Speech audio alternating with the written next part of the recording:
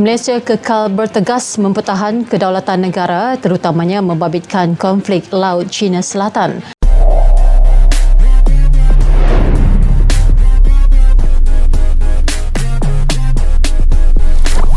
Kita memang bertegas, kita tidak akan berkompromi soal kedaulatan negara, tetapi mekanisme yang sedia dan yang berhormat kita akan gunakan. Bagaimana untuk kita meneruskan perundingan, perbincangan, terutamanya melibatkan Laut Cina Selatan, Code of Conduct umpamanya, COC. Memang ini sedang diperbincangkan antara kedua-dua negara dan kita memanfaatkan framework ASEAN yang sedia ada itu bagaimana kita untuk berunding. Kalian tahu tak yang China telah menceroboh perairan Malaysia sebanyak 89 kali di antara tahun 2016 hingga 2019. Banyak tu. Itu belum kira sejak 2011 dulu. Yang lebih menggerikan, laporan Asia Maritime Transparency Initiative mendedahkan bahawa kapal pengawal pantai China bukan sahaja menceroboh, bahkan duduk selama 316 hari di beting Patinggi Ali pada tahun 2022. Ini perkara yang sangat serius. Maka, memandangkan Malaysia bakal mempengusikan ASEAN bagi Penggal 2024 dan 2025, maka saya mendesak agar pencerobohan China ke atas perairan Malaysia dan ASEAN dijadikan agenda utama ASEAN kelak.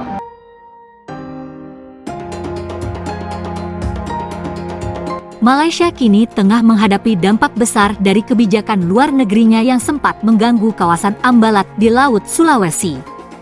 Setelah berbulan-bulan perdebatan internasional terkait klaim teritorial atas Ambalat yang menjadi sengketa dengan Indonesia, Malaysia kini terjebak dalam konflik yang lebih luas di Laut Cina Selatan, sebuah kawasan yang juga penuh dengan perselisihan.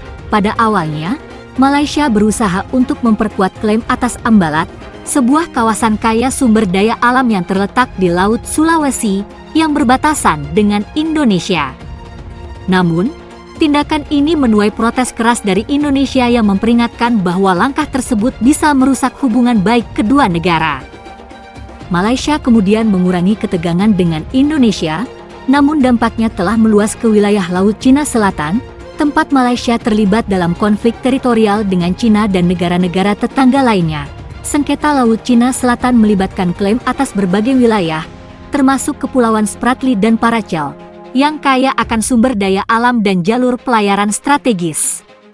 Malaysia, meskipun bukan pihak utama dalam ketegangan ini, memiliki klaim teritorial atas beberapa pulau di kawasan tersebut.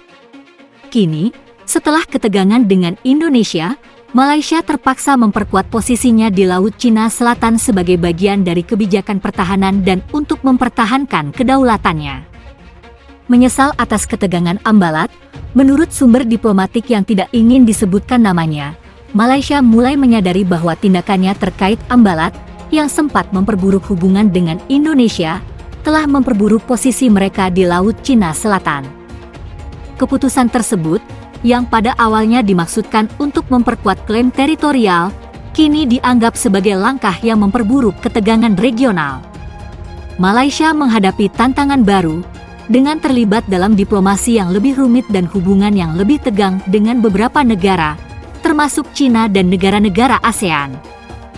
Tantangan diplomasi yang semakin berat, sekarang, Malaysia harus menghadapi kenyataan bahwa konflik di Laut Cina Selatan semakin melibatkan negara-negara besar dan semakin kompleks. Beijing, yang mengklaim hampir seluruh Laut Cina Selatan berdasarkan garis 9 garis Ninedash Line, seringkali terlibat dalam perselisihan dengan negara-negara ASEAN, termasuk Malaysia. Meskipun Malaysia berusaha mempertahankan hubungan yang baik dengan China, tekanan internasional semakin meningkat, dan negara ini harus menavigasi tantangan diplomatik yang lebih besar. Menteri Luar Negeri Malaysia, yang baru-baru ini menyatakan penyesalan atas ketegangan terkait Ambalat, menyebutkan bahwa negara ini akan berusaha untuk mencari solusi damai di Laut Cina Selatan dan menghindari eskalasi yang lebih lanjut. Namun, di tengah perselisihan yang semakin tajam, Malaysia kini berada dalam posisi yang sulit untuk menjaga kedaulatan sambil menghindari perpecahan dalam hubungan internasionalnya.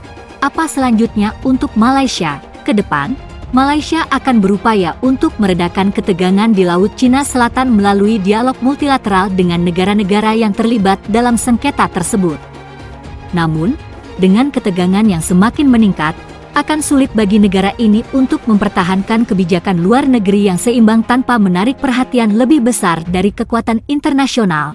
Penting bagi Malaysia untuk mempertimbangkan dengan hati-hati langkah-langkah berikutnya, agar tidak semakin terperangkap dalam konflik yang dapat merusak hubungan regional dan globalnya.